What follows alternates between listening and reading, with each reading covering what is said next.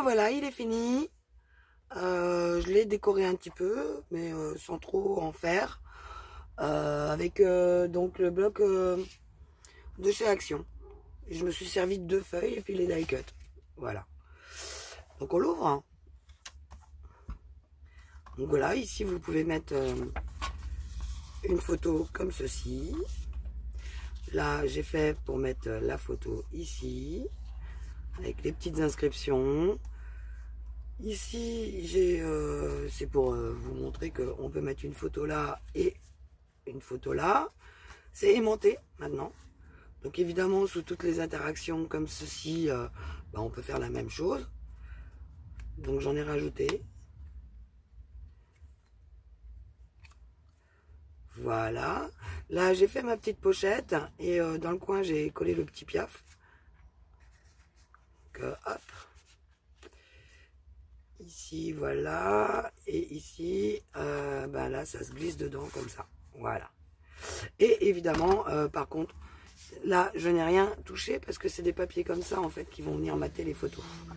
Tout simplement, et éventuellement faire du journaling. Ça sera au choix. Donc, voilà. Là, je n'ai rien voulu décorer sur les onglets à proprement parler. Voilà, j'espère qu'il vous plaît. On l'aura fait ensemble. Il est tout petit, il est mini, il est kiki, mais il tient quand même de grandes photos. Hein. Donc il en tient quand même pas mal, on va dire 1, 2, voire 3, parce qu'on peut en mettre une de chaque côté. 3, 4, 5, 6, 7, 8, 9, 10, 11, 12, 13, 14, 15, 16, 17, 18 éventuellement, 19, 20, 21, 22, 23, 23 et 4, 4, 8, 8 et 8, 16, 23 plus 16, donc et là on peut mettre aussi un livret parce que je l'ai renforcé en fait. Donc 23 plus 16, je sais plus combien ça fait. Oula! On va dire 53, 56, 59, voilà. Voilà. Donc 59 photos pour un petit rikiki comme ça, il a encore de la marge hein, pour les photos comme vous voyez. Je pense que c'est pas mal joué quoi. Il pèse son poids quand même mon kiki là, avec tous les papiers collés comme ceci. Je n'ai pas pris l'option de facilité car je n'ai pas voulu me servir de l'imprimante. Parce que sinon ça aurait été tellement plus simple. Tous les die cuts ont été renforcés sur du papier. Je vais vous montrer la seule habitude que j'ai. J'en attrape un qui est déjà fait. Donc en fait je le recolle sur un papier à chaque fois et je détourne et comme ça ça m'enlève tous les tétons et ça me renforce pour quand je mets en 3D ou ça fait déjà une surépaisseur en fait par rapport à avant. Et ils se tiennent mieux, ça évite qu'ils plient. Chacun ses méthodes, hein. Mais moi je préfère faire comme ça. Donc c'est pour ça que là en fait ils sont raides, hein, tout simplement. Et voilà, bon je me suis servi beaucoup de cette colle-ci pour tout ce qui était les die cut. Parce qu'il y en a certains, voilà, comme là, il fallait passer un fin truc de colle. Et sinon, la Patex, voilà. J'ai pas utilisé de double face à part pour les aimants.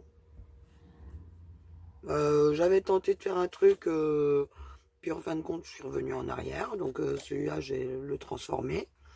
Je voulais le mettre dans le cadre. Et en fin de compte, j'ai trouvé que c'était plus joli de mettre les petits trucs dedans. Bon, bref.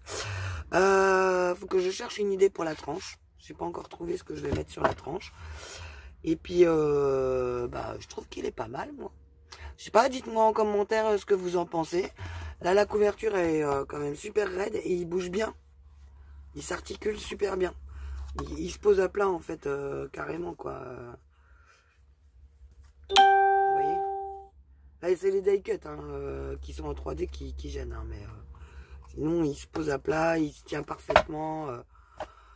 Voilà. Dites-moi ce que vous en pensez en commentaire. Si vous le trouvez joli, si ça vous donne envie de le faire. Et n'oubliez pas que quand vous réalisez des créations, vous pouvez les poster sur le groupe. ou me citer notamment dans votre post en disant que bah, c'est moi qui vous ai montré la petite astuce. Voilà, parce que je vois que j'ai été copié sur le flipbook par plusieurs personnes sur sur YouTube. C'est sympa quoi, on fait un flipbook sans citer la provenance. En plus on réalise vraiment quasiment le même, sauf qu'il fait 20 par 18 je crois à la place au lieu de 20 sur 20. Bref, c'est pas grave, il n'y a pas mort d'homme, mais je trouve ça impoli quand même. Moi j'essaye de citer au maximum mes sources quand je les ai, mais des fois ça jaunit mon esprit, j'ai pas été chercher plus loin que le bout de mon nez, hein. Pas forcément piquer les idées des autres, mais forcément on n'invente rien. Mais quand on a vu quelque chose, autant citer la personne. Voilà, ça fait plaisir. Et puis, c'est normal, c'est une façon de dire merci. Voilà, voilà. Allez, bisous à tous.